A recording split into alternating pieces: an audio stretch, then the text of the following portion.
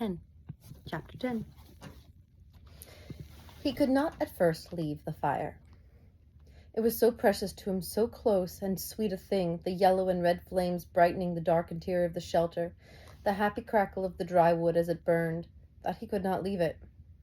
He went to the trees and brought in as many dead limbs as he could chop off and carry, and when he had a large pile of them, he sat near the fire, though it was getting into the warm middle part of the day, and he was hot, and broke them into small pieces and fed the fire. "I will not let you go out," he said to himself, "to the flames, not ever." And so he sat through a long part of the day, keeping the flames even, eating from his stock of raspberries, leaving to drink from the lake when he was thirsty. In the afternoon, toward the evening, with his face smoke-smeared and his skin red from the heat, he finally began to think ahead to what he needed to do. He would need a large woodpile to get through the night. It would be almost impossible to find wood in the dark, so he had to have it all and cut and stacked before the sun went down. Brian made certain the fire was banked with new wood, then went out of the shelter and searched for a good fuel supply. Up the hill from the campsite, the same windstorm that left him a place to land the plane, had that only been 3-4 days ago, had dropped 3 large white pines across each other. They were dead now, dry and filled with weather-dry dead limbs. Enough for many days. He chopped and broke and carried back wood to the camp, stacked the pieces under the overhang, until he had what he thought to be an enormous pile, as high as his head, and 6 feet across the base. Between trips he added small pieces to the fire to keep it going, and on one of the trips, to get the wood, he noticed an added advantage of the fire. When he was in the shade of the trees breaking limbs, the mosquitoes swarmed him as usual, but when he came to the fire, or just near the shelter where the smoke eddied and swirled, the insects were gone. It was a wonderful discovery. The mosquitoes had nearly driven him mad, and the thought of being rid of them lifted his spirits. On another trip, he looked back and saw the smoke curling up through the trees and realized, for the first time, that he now had the means to make a signal. He could carry a burning stick and build a signal and perhaps attract attention, which meant more wood, and still more wood. There did not seem to be an end to the wood he would need, and he spent all the rest of the afternoon into dusk making wood trips. At dusk, he settled in again for the night next to the fire with a stack of short pieces ready to put on, and he ate the rest of the raspberries. During all the work of the day, his legs had loosened, but it still ached a bit, and he rubbed it, but his leg had loosened, but it still ached a bit. He rubbed it and watched the fire and thought for the first time since the crash that he might be getting a handle on things, might be starting to do something other than just sit. He was out of food. But he could look tomorrow, and he could build a signal fire and get more wood tomorrow. The fire cut the night coolness and settled him back into sleep, thinking of tomorrow. He slept hard and wasn't sure what awakened him, but his eyes came open and he stared into the darkness. The fire had burned down and looked out. But he stirred with a piece of wood and found a bed of coals, still glowing hot and red. With small pieces of wood and careful blowing, he had a blaze going again. It had been close. He had to be sure to try to sleep in short intervals so he could keep the fire going, and he tried to think of a way to regulate his sleep, but it made him sleepy to think about it. And he was just going under again when he heard the sound outside. It was not unlike the sound of the porcupine, something slithering and being dragged across the sand, but when he looked out the door opening, it was too dark to see anything. Whatever it was stopped making that sound in a few moments, and he thought he heard something sloshing into the water at the shoreline. But he had the fire now and plenty of wood, and he wasn't as worried as he had been the night before.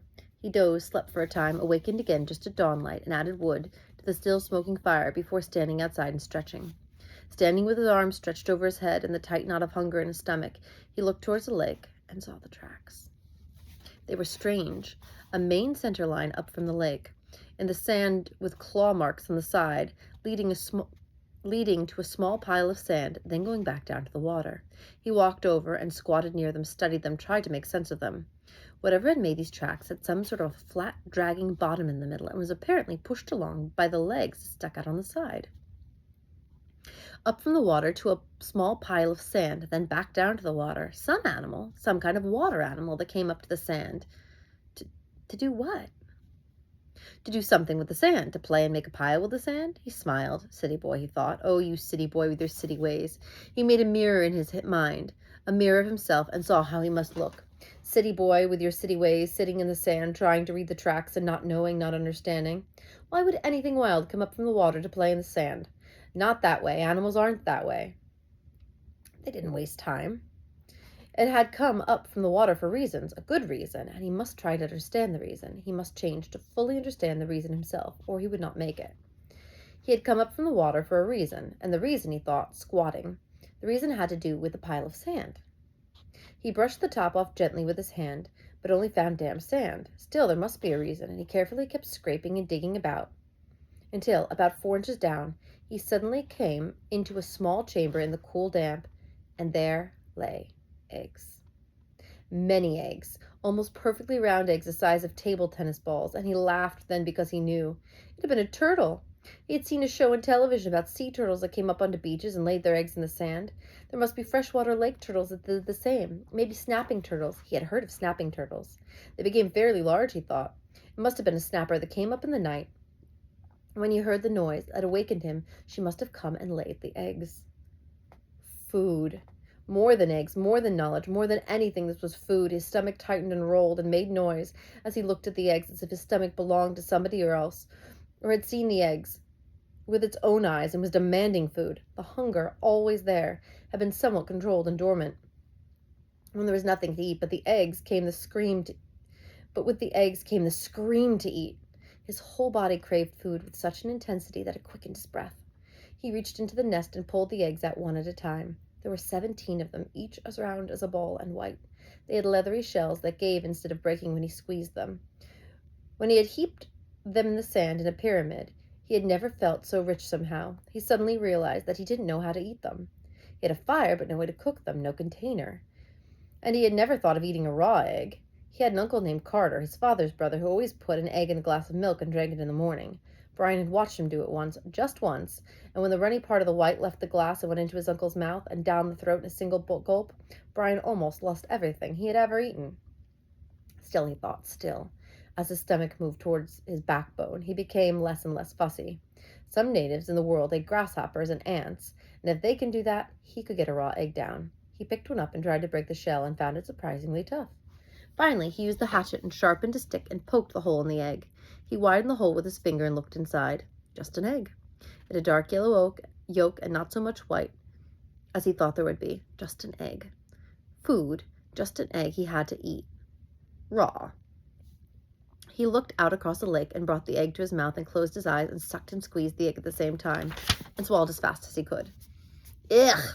It had greasy, almost oily taste, but it was still an egg. His throat tried to throw it back up. His whole body seemed to convulse with it, but his stomach took it, held it, and demanded more. The second egg was easier, and by the third one he had no trouble at all. It just slid down. He ate 6 of them, could have easily eaten all of them, and not been full, but a part of him said to hold back and save the rest. He could not now believe the hunger. The eggs had awakened it fully, roaringly, so that it tore at him. After the 6th egg, he ripped the shell open and licked the inside clean, then went back and ripped the other 5 open and licked them out as well and wondered if he could eat the shells. There must be some food value in them. But when he tried, they were too leathery to chew and he couldn't get them down. He stood away from the eggs for a moment, literally stood and turned away so that he could not see them. If he looked at them, he would have eaten more.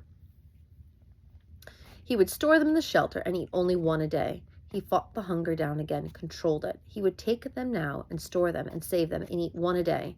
And he realized as he thought it that he had forgotten that they might come. The searchers, surely they would come before he could eat all of the eggs at 1 a day. He had forgotten to think about them, and that wasn't good. He had to keep thinking of them, because if he forgot them and did not think of them, they might forget about him. And he had to keep hoping. He had to keep hoping.